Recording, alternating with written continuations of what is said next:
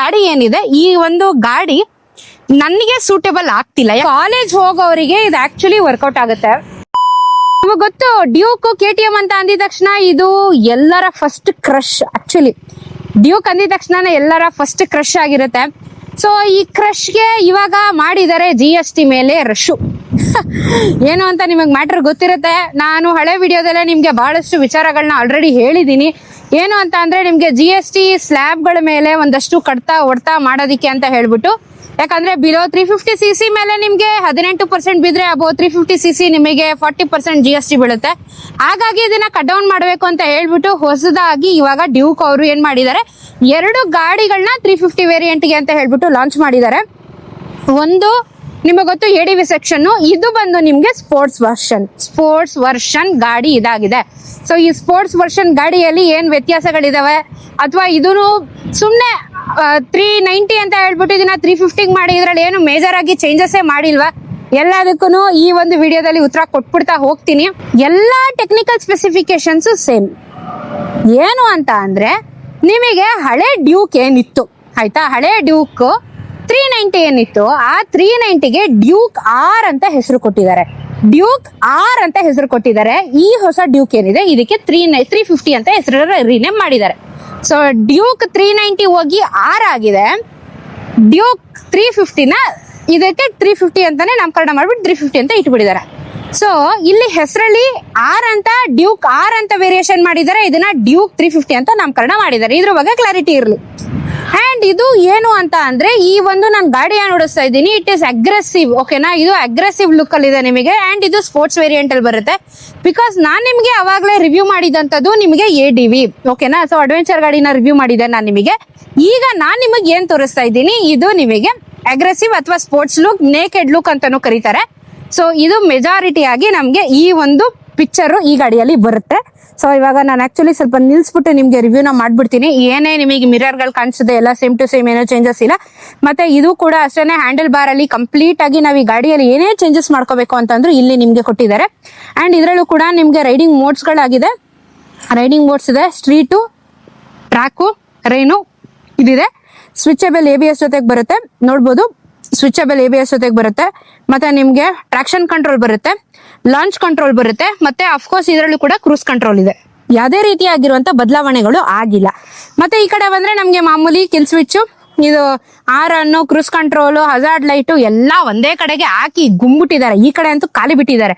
So ಇದು handle bar ಆದ್ರೆ ಇದು ಮಾಮೂಲಿ 5 ಇಂಚ್ TFT ಡಿಸ್ಪ್ಲೇ. ಇದು ಯಾವ್ದು ಟಚ್ ಸ್ಕ್ರೀನ್ ಬರೋದಿಲ್ಲ ನಿಮಗೆ, ಎಲ್ಲ ಮ್ಯಾನ್ಯುವಲ್ಲಿನ ಹ್ಯಾಂಡಲ್ ಮಾಡ್ಬೇಕಾಗುತ್ತೆ ನಾವು. ಸೊ ಬ್ಲೂಟೂತ್ ಕನೆಕ್ಟಿವಿಟಿ ಇದೆ ನಿಮಗೆ. ಆಮೇಲೆ ಕಂಪ್ಲೀಟ್ ಆಗಿ ಟ್ರಿಪ್ ಡೀಟೇಲ್ಸ್ ನೋಡ್ಬೋದು. ಬರೀ ಗಾಡಿ ತಗೊಂಡು ಯಾರು ಹೊಸ ಗಾಡಿ ಆಕ್ಚುಲಿ 230 ಕಿಲೋಮೀಟರ್ ಅಷ್ಟೇ ಓಡಿದೆ. ಇದ್ರ ಜೊತೆ ಕ್ರೂಸ್ ಕಂಟ್ರೋಲ್ ಮೋಡ್ ಕೂಡ ಇದೆ, ನೋಡ್ಬೋದು. ಇಲ್ಲ ಕ್ರೂಸ್ ಕಂಟ್ರೋಲ್ ಸ್ವಿಚ್ ಇಲ್ಲೇ ಕೂಡ ಇದೆ, ನೀವು ಅದನ್ನ ನೋಡ್ಕೋಬಹುದು.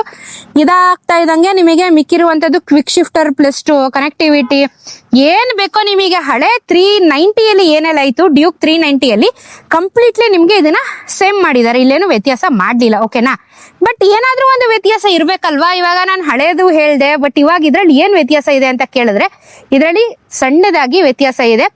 ಸೇಮ್ ವ್ಯತ್ಯಾಸ ಇದರಲ್ಲಿ ನಿಮ್ಗೆ ಬೋರಲ್ಲಿ ಯಾವುದೇ ರೀತಿ ಚೇಂಜಸ್ ಇಲ್ಲ. ಆದ್ರೆ ಸ್ಟ್ರೋಕ್ ನ ಚಿಕ್ಕದು ಮಾಡಿದ್ದಾರೆ. ಸೊ ಶಾರ್ಟ್ ಅಂಡ್ ಸ್ಟ್ರೋಕ್ ಮಾಡಿದ್ದಾರೆ, ಅದರಲ್ಲೂ ಇದೇ ಮಾಡಿದ್ದಾರೆ, ಇದ್ರಲ್ಲೂ ಇದೇ ಮಾಡಿದ್ದಾರೆ. KTM ಅಂತ ಬಂದಾಗ ನಾವು ಜಾಸ್ತಿ ಓಕೆ ಇದು ಪವರ್ಫುಲ್ ಗಾಡಿ ಅಪ್ಪ, ಒಂದಷ್ಟು ಪವರ್ ಇರುತ್ತೆ ಅಂತ ಹೇಳಿ ನಾವು ಇದು ಮಾಡ್ತಾ ಇರ್ತೀವಿ.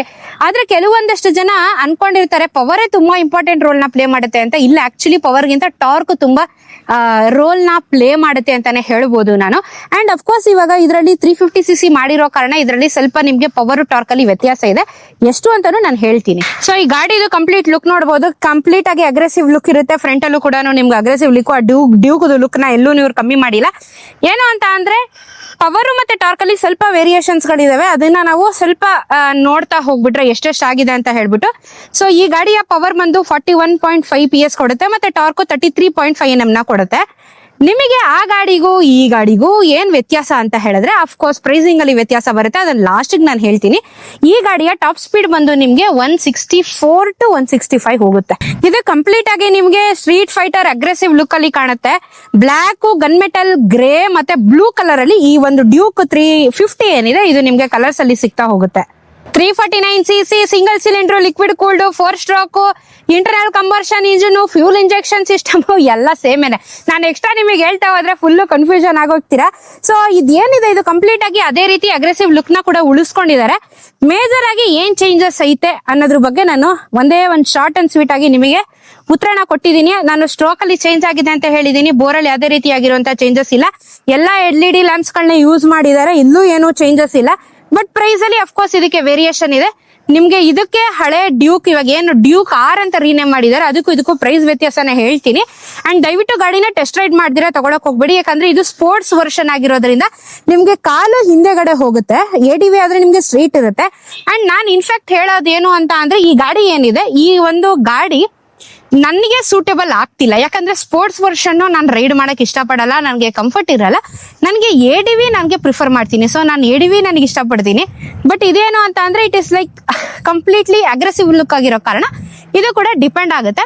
ಸೊ ನೋಡ್ಕೊಂಡು ನಿಮಗೆ ಹೆಂಗ್ ಬೇಕೋ ಆ ರೀತಿ ಇದನ್ನ ಚಾಯ್ಸ್ ಮಾಡ್ಕೋಬಹುದು. ನಿಮ್ ADV ಹೋಗ್ತೀನಿ ಅದು ಇದು ಅಂತಂದ್ರೆ ಓಕೆ. ಯಾಕಂದ್ರೆ ಇದು ರೈಡಿಂಗ್ ಪೋಸ್ಚರ್ ಕೂಡ ನಿಮ್ಗೆ ಚೇಂಜಸ್ ಆಗೋ ಕಾರಣ ಕೆಲವ್ರಿಗೆ ಇಷ್ಟ ಆಗ್ಬೋದು, ಕೆಲವ್ರಿಗೆ ಇಷ್ಟ ಆಗದೆ ಇಲ್ದಿರ್ಬೋದು. So choice is your. So end of the conclusion ಅಲ್ಲಿ ಏನ್ ಪ್ರೈಸ್ ವೇರಿಯೇಷನ್ ಆಗಿದೆ ಈ GST ಉಳಿಸೋದಿಕ್ಕೆ ಅಂತ ಹೇಳ್ತೀನಿ. ಬಟ್ ನಿಮಗೆ ಇಲ್ಲಿ ಕಾಣೋದಿಕ್ಕೆ ಕಂಪ್ಲೀಟ್ ಡ್ಯೂಕ್ 390 ಅಂತಾನೆ ಕಾಣಿಸುತ್ತೆ. ಬಟ್ ಇದು ಇಂಜಿನ್ ಅಲ್ಲಿ ಟೆಕ್ನಿಕಲಿ ಮೆಕ್ಯಾನಿಕಲಿ ಒಳಗಡೆ ಸ್ಪೀಕಿಂಗ್ ಮೇಲ್ಗಡೆ ನೀವು ಈ ಗಾಡಿ 390 ಹಳೆ 390 ಆರ್ ಏನಿದೆ ಅದೆರಡು ಪಕ್ಕ ಓಡಿಸ್ಕೊಂಡು ಹೋದ್ರೆ ನಿಮಗೆ ಗೊತ್ತಾಗಲ್ಲ.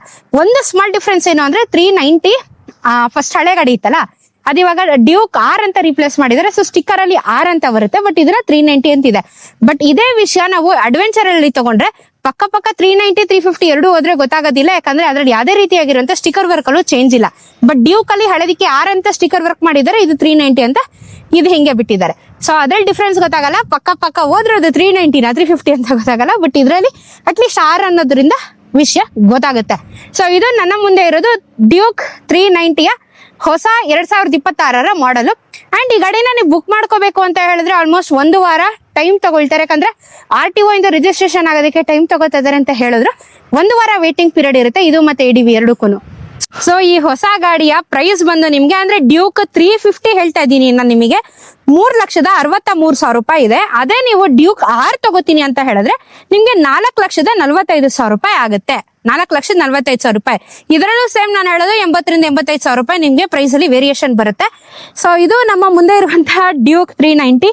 ಈ ಗಾಡಿ ಟೆಸ್ಟ್ ರೈಡ್ ಮಾಡ್ಬೇಕು ಅಂದ್ರೆ ನಮ್ಮ ಚಂದ್ರ ಲೇಔಟ್ ಅಲ್ಲಿ ಇರುವ ಅಂಬಾ KTM ಗೆ ವಿಸಿಟ್ ಮಾಡಬಹುದು. ಟೆಸ್ಟ್ ರೈಡ್ ಗಳು ಶುರುವಾಗಿದೆ. ಸೊ ನೀವು ವಿಸಿಟ್ ಮಾಡಿ ಆರಾಮಾಗಿ ಗಾಡಿನ ಓಡಿಸಿ ನಂತರ ನಿಮಗೆ ಬೇಕಾ, ನಿಮಗೆ ಕಂಫರ್ಟ್ ಇದೆಯಾ ಅಂತ ಹೇಳಿ ನಿರ್ಧಾರ ಮಾಡಿ you can buy the bike. So this is the KTM 390. ಒಂದ್ ಸ್ವಲ್ಪ ರೈಡಿಂಗ್ ಅಲ್ಲೂ ಕೂಡ ಎಕ್ಸ್ಪೀರಿಯನ್ಸ್ ಮಾಡಿ ನಾನು ಹೇಳ್ತೀನಿ ನಿಮ್ಗೆ. ಅಂಡ್ ಕಂಪ್ಯಾಟಿಬಲ್ ವಿತ್ E20 ಎಲ್ಲಾ ಸೇಮ್ ಇದೆ ಗುರು. ಬರೀ ನಿಮ್ಗೆ ಸ್ಟ್ರೋಕ್ ಅಲ್ಲಿ ಮಾತ್ರ ಚೇಂಜ್ ಮಾಡಿದ್ದಾರೆ, ಬಿಟ್ರೆ majority everything is same in the bike. ಪೀಸಾ ಹೆಂಗನಿಸ್ತು ಕಮೆಂಟ್ ಅಲ್ಲಿ ತಿಳಿಸಿ. ಸ್ವಲ್ಪ ರೈಡ್ ಮಾಡ್ಕೊಂಡು ಮುಂದೆ ಹೋಗ್ತಾ ಒಂದ್ ಸ್ವಲ್ಪ ಎಕ್ಸ್ಪೀರಿಯನ್ಸ್ ನ ಇನ್ನೊಂದಷ್ಟು ಶೇರ್ ಮಾಡ್ಕೋತೀನಿ, ಎಸ್ಪೆಷಲಿ ವೈಬ್ರೇಷನ್ ಪಾರ್ಟಿನ ಬಗ್ಗೆ. ಇವಾಗ ನಾವು ರೈಡ್ ಮಾಡೋಕ್ಕೆ ಶುರು ಮಾಡಿದೀನಿ. ಆಕ್ಚುಲಿ ಏನ್ ಗೊತ್ತಾ, ಕಂಪ್ಯಾರಿಟಿವ್ಲಿ ನಾನು ನಿಮ್ಗೆ ಅವಾಗಲೇ ನಾನು 350 ADV ನಾನು ರಿವ್ಯೂ ಮಾಡಿದಾಗ ಹೇಳಿದೆ ಸ್ವಲ್ಪ ವೈಬ್ರೇಷನ್ ಪಾರ್ಟ್ ಇದೆ ಅಂತ ಹೇಳ್ಬಿಟ್ಟು. ಬಟ್ ಇದ್ರಲ್ಲಿ ಅಂತ ವೈಬ್ರೇಷನ್ ಪಾರ್ಟ್ ಏನೂ ಕಾಣಿಸಲ್ಲ ನಿಮಗೆ. ಅಂಡ್ ನಿಮಗೆ ಗೊತ್ತಾಗೋದಿಲ್ಲ. ಆರಾಮಾಗಿ ಪೀಸಾಗಿ ಹೋಗ್ಬೋದು, ಏನಂತ ತೊಂದರೆ ಎಲ್ಲ ಏನಿಲ್ಲ ಈ ಗಾಡಿಯಲ್ಲಿ. ಬಿಕಾಸ್ ನಾನು ಅವಾಗಿಂದನೂ ಇದನ್ನ ಸ್ವಲ್ಪ ರೈಡ್ ಮಾಡ್ಕೊಂಡೇ ಬಂದಿದ್ದೀನಿ.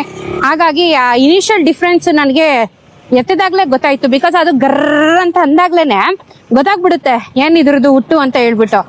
ಸೊ ಎಕ್ಸಾಕ್ಟ್ಲಿ ಆ ಮೂಮೆಂಟ್ ಅಲ್ಲೇ ನನ್ಗೆ ಗೊತ್ತಾಯ್ತು, ಓಕೆ ಇದು ವೈಬ್ರೇಷನ್ ಇಲ್ಲ ಅನ್ನೋದು ಒಂದು ಕ್ಲಾರಿಟಿ ಸಿಕ್ತು ನನಗೆ. ಹಾಗೇನೆ ಈಗ ನಮ್ಮ ಆರೆಂಜ್ ಕ್ರಶ್ ಒಟ್ನಲ್ಲಿ ಏನು ಅಂತ ಅಂದ್ರೆ, ಈ ಹೊಸ ಬೈಕ್ ಲಾಂಚ್ ಆದಾಗ ಜನ ಎಲ್ಲಾನು ಟ್ರೈ ಮಾಡಕ್ ಇಷ್ಟಪಡ್ತಾರೆ. ನಾನು ಶೋರೂಮಲ್ಲಿ ಅವಾಗಲೇ ನೋಡ್ತಿದ್ದೆ 390 ಯಾರೋ ಅಡ್ವೆಂಚರ್ ಬುಕ್ ಮಾಡಕ್ ಬಂದಿದ್ರು. 390 ಅಡ್ವೆಂಚರ್ಗೂ ಇದಕ್ಕೂ ಏನು ವ್ಯತ್ಯಾಸ? ನೋಡೋದಕ್ಕೆಲ್ಲ ಸೇಮ್ ಇದೆಯಲ್ಲ, ಬ್ರ್ಯಾಂಡಿಂಗು ಕೂಡ ಸೇಮ್. ನಾನು ಹೇಳ್ದೆ 390 ಅಂತ ಸೇಮ್ ಬರ್ದಿರುತ್ತೆ ಅಂತ ಕೂಡ.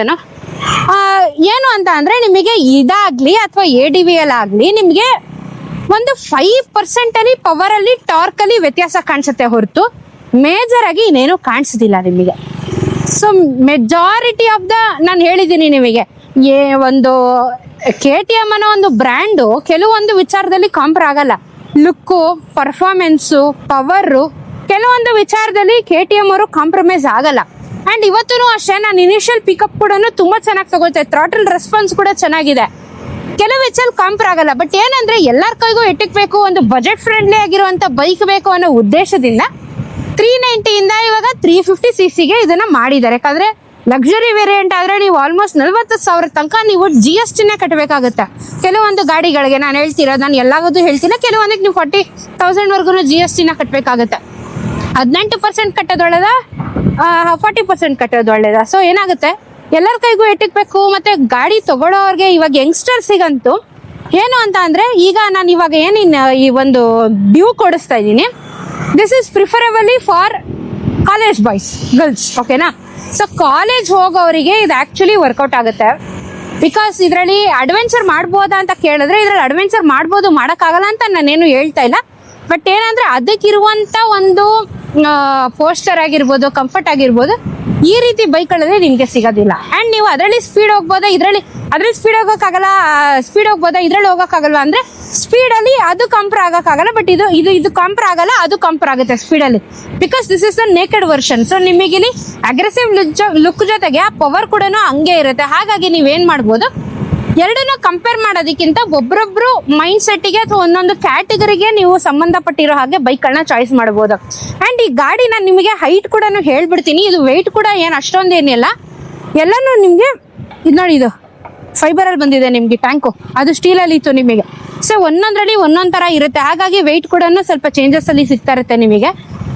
ಸೊ ಹೈಟ್ ವೈಸ್ ಮಾತಾಡೋದಾದ್ರೆ ಇಟ್ ಈಸ್ ವೆರಿ ವೆರಿ ಕುಳ್ಳ, ಒಂಥರ ಕುಳ್ಳಿ ಗಾಡಿ ಅಂತ ಹೇಳ್ಬೋದು, ಆಯ್ತಾ? ಅಡ್ವೆಂಚರ್ ಗಾಡಿ ಯಾವತ್ತೂ ಗ್ರೌಂಡ್ ಕ್ಲಿಯರೆನ್ಸ್ ಎಲ್ಲ ಜಾಸ್ತಿ ಇರೋ ಕಾರಣ ಏನಾಗುತ್ತೆ, ನಮಗೆ ಸ್ವಲ್ಪ ಹೈಟ್ ಜಾಸ್ತಿ ಬರುತ್ತೆ. ಬಟ್ ಇದೆಲ್ಲ ನಿಮಗೆ ಹೈಟ್ ಕಮ್ಮಿ, ವೆಯ್ಟ್ ಕಮ್ಮಿ, ಆರಾಮಾಗಿ ಸಿಟಿಯಲ್ಲಿ ಆಟ ಆಡ್ಕೊಂಡು ನುಗ್ಗಿಸ್ಕೊಂಡು ಜಾಲಿ ಮಾಡ್ಕೊಂಡು ಹೋಗ್ಬೋದು ನೀವು. This is how things works. So college ಹೋಗೋರ್ಗೆಲ್ಲರಿಗೂ ಚೆನ್ನಾಗಿ ಕಾಣುತ್ತೆ. ಅದೊಂಥರ ಆಫೀಸ್ ಯೂಸ್ಗೆ ಹೋಗ್ಬೋದು. ಅಡ್ವೆಂಚರ್ ಗಾಡಿ ನೀವು ಮೌಂಟನ್ಸ್ಗೆ ಹೋಗ್ತೀನಿ, ನಾನು ಆಫ್ ರೋಡಿಂಗ್ ಮಾಡ್ತೀನಿ ಅನ್ನೋರಿಗೆ ಅದು ಸೂಟಬಲ್ ಆಗುತ್ತೆ. ಸೊ ನೀವು ಕಮೆಂಟ್ಸ್ ಅಲ್ಲಿ ಕೇಳ್ತೀರಾ ನನಗೆ ಗಾಡಿ ತಗೋಬೇಕು, ಸಜೆಷನ್ ಮಾಡಿ 350 ಅಂಡರು ಇಲ್ಲ 2 ಲಕ್ಷದ ಅಂಡರು ಅಂತ. ಆ ರೀತಿ ಸಜೆಷನ್ಸ್ ನ ಕೊಡೋದಾದ್ರೆ ನಾವು ಯಾವ ಬೈಕ್ ಬೇಕಾದ್ರೂ ಹಾಕ್ಬೋದು. ಬಟ್ ಬೇಸಿಕಲಿ ನೀವು ಅರ್ಥ ಮಾಡ್ಕೋಬೇಕಾಗಿರೋದು, ನಿಮ್ಗೆ ಗಾಡಿ ಯಾವ ಪರ್ಪಸ್ಗೆ ಬೇಕು, ಆ ಪರ್ಪಸ್ ಮೇಲೆ ಈಗ ನಾನು ಗಾಡಿನ ಸಜೆಷನ್ ಮಾಡ್ತೀನಿ. ಫಾರ್ ಎಕ್ಸಾಂಪಲ್, ಈಗ ಸಿಟಿಲಿ ಓಡಾಡೋದಕ್ಕೆ ಒಳ್ಳೆ ಸ್ಕೂಟಿ ಹೇಳಿ ಅಂತಂದ್ರೆ ನಾನು ಹೇಳ್ತೀನಿ ಆಕ್ಸೆಸ್ 125 ಅಂತ ನಾನು ರೆಕಮೆಂಡ್ ಮಾಡ್ತೀನಿ. ಬಿಕಾಸ್ ಅದ್ರ ಓನರ್ ನಾನು, ಅದ್ರದ್ದು ಪರ್ಫಾರ್ಮೆನ್ಸ್ ನನಗೆ ಗೊತ್ತಿದೆ. ಸೊ ಏನಾಗುತ್ತೆ, ಒಬ್ರೊಬ್ರದ್ದು ಡಿಪೆಂಡೆನ್ಸಿ ಮೇಲೆ. ಈಗ ಸಿಟಿಯಲ್ಲಿ ನೀನು ದೊಡ್ಡ ಬೈಕ್ ಎತ್ಕೊಂಡು ಓಡಾಡಪ್ಪ ಅಂತಂದ್ರೆ ಯಾರು ಓಡಾಡಲ್ಲ, ಎಲ್ಲ ಏನ್ ಮಾಡ್ತಾರೆ, ಸ್ಕೂಟಿ ಪ್ರಿಫರ್ ಮಾಡ್ತೀವಿ. ಯಾಕಂದ್ರೆ ಆರಾಮಾಗಿರುತ್ತೆ, ಕನ್ವೀನಿಯಂಟ್ ಆಗಿರುತ್ತೆ ಅಂತ. ಅದೇ ಬೈಕ್ ಎತ್ಕೊಂಡು ಓಡಾಡ್ತೀನ ನಾನು. ಇನ್ಫ್ಯಾಕ್ಟ್ ಬೈಕರ್ ಆಗಿ ಸಿಟಿಯಲ್ಲಿ ನಾನು ಬೈಕ್ ಎತ್ತಲ್ಲ. ಸೊ ನಿಮ್ಮ ಒಂದು ಬಳಕೆಗೂ ಮ್ಯಾಟ್ರ್ ಆಗುತ್ತೆ, ನಿಮ್ಮ ಒಂದು ಯೂಸೇಜು, ನಿಮ್ಮ ಒಂದು ಬಜೆಟ್ ಮೇಲೂ ಮ್ಯಾಟ್ರ್ ಆಗುತ್ತೆ. ಫಸ್ಟ್ ನೀವು ಡಿಸೈಡ್ ಆಗಿ ಏನಕ್ಕೆ ನಿಮಗೆ ಗಾಡಿ ಬೇಕು, ಆಫೀಸ್ ಯೂಸ್ಗ, ಕಾಲೇಜ್ಗ, ಇಲ್ಲ ಲಾಂಗ್ ಟ್ರಿಪ್ಸ್ ಹೋಗೋದಿಕ್ಕ, ಯಾವ ಥರ ಡೈಲಿ ಯೂಸ್ಗೆ, ಎಲ್ಲದಕ್ಕೂ ಮ್ಯಾಟ್ರ್ ಆಗುತ್ತೆ. ಯಾಕಂದ್ರೆ ಬೈಕ್ಸ್ಗಳಲ್ಲಿ ಯೂಶಲಿ ಲೇಡೀಸ್ ಕೂತ್ಕೊಳ್ಳೋದಕ್ಕೂ ಕಂಫರ್ಟ್ ಇರಬೇಕಂದ್ರೆ ಪಿಲಿಯಾನ್ಗಳು ಕೂತ್ಕೊಳ್ಳೋಕೆ ಕಂಫರ್ಟ್ ಇರಬೇಕು. ಎಲ್ಲಾದ್ರಲ್ಲೂ ಆ ಕಂಫರ್ಟ್ನ ನೀವು ಎಕ್ಸ್ಪೆಕ್ಟ್ ಮಾಡೋಕ್ಕಾಗಲ್ಲ. ಯಾಕಂದ್ರೆ ಇವತ್ತು ಹಿಮಾಲಯನ್ ನಂದು ಹತ್ಬೇಕು ಅಂದ್ರೆ ನಮ್ಮಮ್ಮ ಸರ್ಕಸ್ ಬಿಡ್ತಾರೆ. ಆ ಕಂಫರ್ಟ್ ಬೇಕು ಅಂತ ಅಂದ್ರೆ ಸ್ವಲ್ಪ ಟೈಮ್ ತಗೊಳುತ್ತೆ. ಹಾಗಾಗಿ ಹೇಳ್ತಿರೋದು. So depending on your needs you can select the bike. ಸರಿನಾ ಗಾಯ್ಸ್? ಸೊ ಡ್ಯೂಕ್ 390 ಇತ್ತು, ಅದೇ ಬರುತ್ತಪ್ಪ, ನನಗೆ ಅಭ್ಯಾಸ ಆಗ್ಬಿಟ್ಟು. ಓಕೆ, ಡ್ಯೂಕ್ ಅವರ ಹೊಸ 350 ಇಸ್ ವೆರಿ ನೈಸ್. ಅಂಡ್ ಎಲ್ಲ ಸೇಮ್ ಟು ಸೇಮ್ ಇದೆ, ನಿಮಗೆ ಯಾವುದೇ ರೀತಿಯಾಗಿರುವಂಥ ಚೇಂಜಸ್ ಅಲ್ಲಿ ಇಲ್ಲ. ನಾನು ನಿಮಗೆ ಹೇಳಿರೋದು ಒಂದೇ ಸ್ಟ್ರೋಕಲ್ಲಿ ಚೇಂಜ್ ಇದೆ, ಬೋರಲ್ಲಿ ಸೇಮ್ ಇದೆ. ಮತ್ತೆ ಚಾರ್ಸಿ ಅಂತೀನಿ ನಾನು, ನೋಡಿ ಇಂಜಿನಲ್ಲಿ ಚೇಂಜ್ ಇದೆ. ಯಾಕಂದ್ರೆ 390 ಇಂದ 350 ಬಂದಿರೋದ್ರಿಂದ ಅದರಲ್ಲೊಂದು ಚೇಂಜಸ್ ಇದೆ. ಬಿಟ್ರೆ KTM ಇನ್ ಯಾವ ವಿಷಯದಲ್ಲೂ ಕಂಪೇರ್ ಆಗಿಲ್ಲ. ಎಲ್ಲ same to same specification, same to same ಎಲ್ಲಾನು ಕೊಟ್ಟಿದ್ದಾರೆ. ಸೊ ಗಾಡಿ ಬೈ ಮಾಡ್ಬೇಕು ಅಂತಿದ್ರೆ ನೀವು ಚಂದ್ರಳ್ಳಿ ಹೊಟ್ಟಿರೋ ಅಂಬಾ ಬಜಾಜ್ ಅವ್ರದೇ KTM. ಬಟ್ ಈ ಅಂಬಾ ಅವ್ರ KTM ಶೋರೂಮ್ ಇದೆ ಚಂದ್ರಳ್ಳಿ ಔಟಲ್ಲಿ. You can visit and take a test ride. So ಹೇಗನ್ನಿಸ್ತು ನಿಮ್ಗೆ? ADV ಇಷ್ಟ ಆಯ್ತಾ ಅಥವಾ ಇದು ಇಷ್ಟ ಆಯ್ತಾ? ಕಮೆಂಟ್ ಅಲ್ಲಿ ತಿಳಿಸೋದನ್ನ ಮರಿಬೇಡಿ. ಪ್ರೈಸ್ ಅಲ್ಲೂ ಕೂಡ ಏನೇ ಡೌಟ್ ಇದ್ರು ಕಮೆಂಟ್ ಅಲ್ಲಿ ತಿಳಿಸಿ. ಅಂಡ್ ನಾನು ಹೇಳಿರೋದು on road price, ex showroom price ಅಲ್ಲ. ಅದ್ ನೆನ್ಪಿಟ್ಕೊಳ್ಳಿ. ಅದು ಬೆಂಗಳೂರದು ಮಾತ್ರ ನಾನು ಪ್ರೈಸ್ ಹೇಳಿರೋದು. ಒಂದೊಂದು ಸ್ಟೇಟಲ್ಲಿ ಒಂದೊಂದು ರೀತಿ ಪ್ರೈಸ್ ವೇರಿಯೇಷನ್ ಸಿಗುತ್ತೆ. ಓಕೆ ಗಾಯ್ಸ್, ಸಿಗೋಣ ಇನ್ನೊಂದಷ್ಟು ಬೈಕ್ ರಿವ್ಯೂಸ್ಗಳ ವಿಡಿಯೋಗಳಲ್ಲಿ. ನೆಕ್ಸ್ಟ್ ಯಾವ ಗಾಡಿಯ ರಿವ್ಯೂ ಬೇಕು ಅಂತ ಹೇಳಿ ಕಮೆಂಟ್ ಅಲ್ಲಿ ತಿಳಿಸಿ, ಖಂಡಿತ ರಿವ್ಯೂ ಮಾಡ್ತೀನಿ. ಅಂಡ್ ಇವಾಗ ಸ್ವಲ್ಪ ಬೈಕ್ ರೈಡ್ ಮಾಡೋದಕ್ಕೆ ಶುರು ಮಾಡಿರೋದ್ರಿಂದ I think I can ride for long time now. So yeah, do let me know in your comment. ಸಿಗೋಣ ಇನ್ನೊಂದಷ್ಟು ವಿಡಿಯೋ ಅಲ್ಲಿ. ಚಾನಲ್ ಸಬ್ಸ್ಕ್ರೈಬ್ ಮಾಡ್ಕೊಳ್ಳಿ. ಬಾಯ್.